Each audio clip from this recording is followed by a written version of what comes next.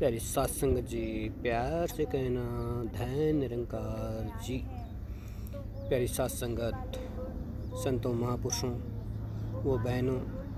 आप जी के पावन पवित्र चरणों के अंदर दास का प्यार भरा धन्यकार। सभी संतों महापुरुषों को कोटि कोटि धन्यकार। आज सतगुरु माता सुदीक्षा सविंदर हरदेव जी ने अपने वचनों में क्या बताया है, ध्यान लगाकर जरूर सुनिए। तो फल दो, वो स्वयं ही दे रहा है। किसी पंछी को ये नहीं कहा जाता कि तुम उड़ो, वो खुद उड़ रहा है। और किसी और अन्य जानवर को वैसे नहीं कहा जाता कि कुत्ते हो तो भौंको, नहीं। हर कोई अपना कार्य जिस तरह इस परमात्मा ने उनको बनाया है वो अपना कार्य कर रहे हैं। सिर्फ ये मनुष्य को ही भूल जाता है कि किस वजह से, किस लक्ष्य से ये ज़िंदगी मिली है। ये दुनिया में जब आए हैं तो क्या एक उद्देश्य लेके आए हैं, क्या करने के लिए परमात्मा ने भेजा है। तो मनुष्य तो हम तंग दिलियों में, नफ़रत में ऐसे फंस गए हैं कि वो भूल गए हैं कि परमात्मा ने तो यही चाहा है कि हर एक के मन में एक दूसरे के लिए सिर्फ प्यार हो, सत्कार हो। कैसे एक निम्रता वाले गुण हो, ये हम्बलनेस हो। हर एक को जब भी ये आंखें देखें तो उनके लिए मन में ऐसे एक सत्कार की भावना आए, और यही आए कि हम इस धरा पे आए हैं पूरी मानवता की सेवा करने के लिए, और सामने जो भी खड़ा है वो उसकी भी किस तरह एक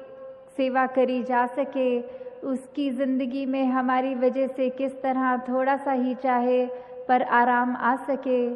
कैसे संतों ने यही सिखाया है हमेशा कि हम आए हैं मनुष्य बन के, तो कार्य ये होना चाहिए कि हर एक के आंसू पोंछने हैं, उनको आंसू देने नहीं हैं। कोई कड़वे वचन ऐसे मन में पहले तोल के ही निकालें बाहर,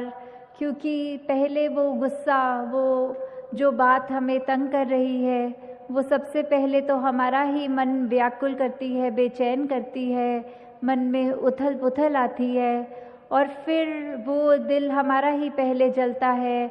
और फिर जब हम वो एक कड़वे वचन सामने वाले को भी बोल देते हैं तो आगे वो सुनने वाले के लिए भी वो परेशानी का ही कारण बनता है। वो शब्द उसके भी दिल को सुकून नहीं देते। तो कैसे हमने हमेशा यही उद्देश्य रखना है कि हर कोई अपना है, ये एकत्व वाली बात,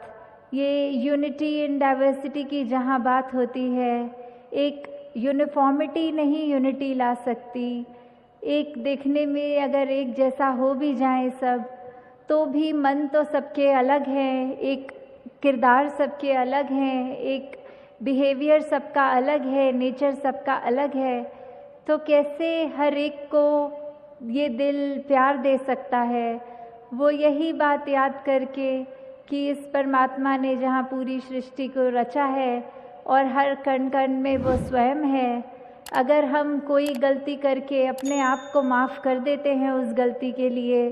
तो हम सामने वाले को क्यों जज करते हैं या उस तरह उसके लिए अपने मन में भाव बना लेते हैं कि ये व्यक्ति मेरी सोच के हिसाब से खरा नहीं उतरा तो ये ठीक नहीं है, इसका खाना पीना पहरावा बैकग्राउंड जहाँ पे भी रिलीजियस आस्था रखता है वो मेरे अनुसार नहीं है, तो वो मेरे जितना श्रेष्ठ नहीं है। नहीं, ये भाव तो मन में आने नहीं चाहिए, क्योंकि ये जहाँ यूनिवर्सल ब्रदरहुड की बात होती है, ये वसुदैव कुटुंबकम की भावना आती है कि सारा ही विश्व एक परिवार है, हमारा है,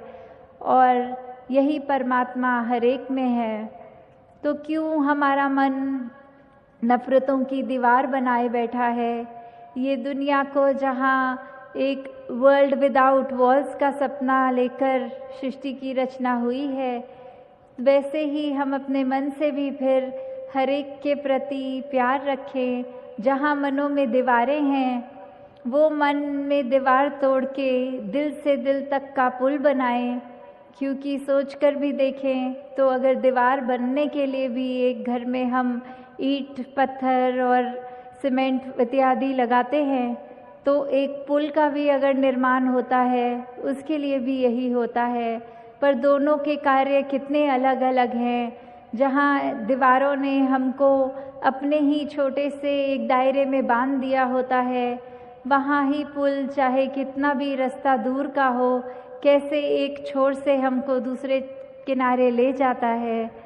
तो वो चेतनता हमारी होनी चाहिए, वो सोच, वो बुद्धि कि किस तरह इस सत्य का जब संग हो जाता है, ये परमात्मा का निराकार प्रभु परमात्मा मालिक जो भी नाम से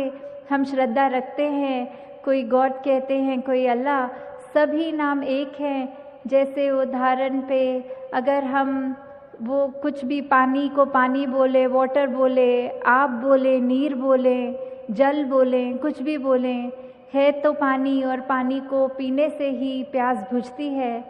ऐसे ही हम हर एक जहाँ जिस तरह आस्था रखते हैं, वहाँ अपने मन को अगर ये सोचें कि ये दर्शन किए जा सकते हैं इस परमात्मा के, हर कोई धर्म ग्रंथ में यही लिखा है,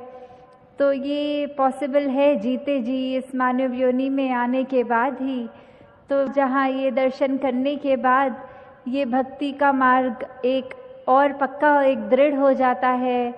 फिर वो भक्ति प्रेमा भक्ति बन जाती है। कैसे एक मन में समर्पण भाव आता है और फिर उस समर्पित भाव से जब हर पल हमारा एक ऐसा जिया जाना शुरू किया जाता है कि मन को एक अहंकार रहित करके, कुछ भी ये मान के कि परमात्मा ही, ये कोई भी अगर अच्छाई है हम में तो ये परमात्मा की ही देन है, हमारे अंदर तो कोई गुण नहीं कि हम कुछ भी कार्य करने में समर्थ हों। तो ये कृपा ही है कि हम उसके नाते अगर कुछ भी एक एक सांस भी ले पा रहे हैं तो भी वो कृपा है। तो क्यों ना ये हर कोई व्यक्ति मान ले कि हमने आए हैं संसार में तो जाना तो है ही, तो जब तक ये सांसें हैं अपने किरदार को कैसा बनाना है, अपने मन को कैसा बनाना है, तो वो डिसीजन हमारा है कि हम अपने घरों में, अपने सोसाइटी में, अपने देश में, अपनी इस दुनिया में प्यार की तरह एक दूसरे का सहयोग करके जिएं, या फिर आपस में मन मुटाव रखें, एक दूसरे को अपने से छोटा मान के नफ़रत करें। तो कोई भी अगर हम ये वेद शास्त्र उठा लेंगे, बात तो वही है कि संतों ने ये सत्य का मार्ग, ये प्यार का मार्ग ही दिखाया है, हर एक को अपनाने वाली बात कही है कि कोई भी किसी भी जगह का हो, अगर अमीर गरीब, उस तरह संतों की दृष्टि में कोई भिन्नता नहीं है। अगर ये बात ज़रूर है कि जो है जिस दे पल्ले नाम धन ओयो सच्चे शाह, कि ये अमीरी गरीबी, जहाँ शबरी का भी जिक्र आता है वो कुटिया में रहने वाली, और वहीं मीराबाई भी, राजा जनक, ये सब जो बहुत ही उस तरह धन रूप में समर्थ थे, और वहीं ये शबरी जिसके पास मकान भी कच्चा था, पर वो क्या एक समान चीज़ थी जो उनको सेटिस्फैक्शन हमेशा होती थी। ये सहज अवस्था में ज़िंदगी वो जो अपनी निकालते थे, हर पल परमात्मा का शुक्र करते हुए, हर पल ये मानते हुए कि ये जो राम रतन धन मिला है वो ही है जो जिसने हमारी ज़िंदगी के रहते रहते भी ये लोक सुखी भी करना है और उसके बाद परलोक सुहेला भी करना है। साथ संगत जी प्यार से कहना, धारण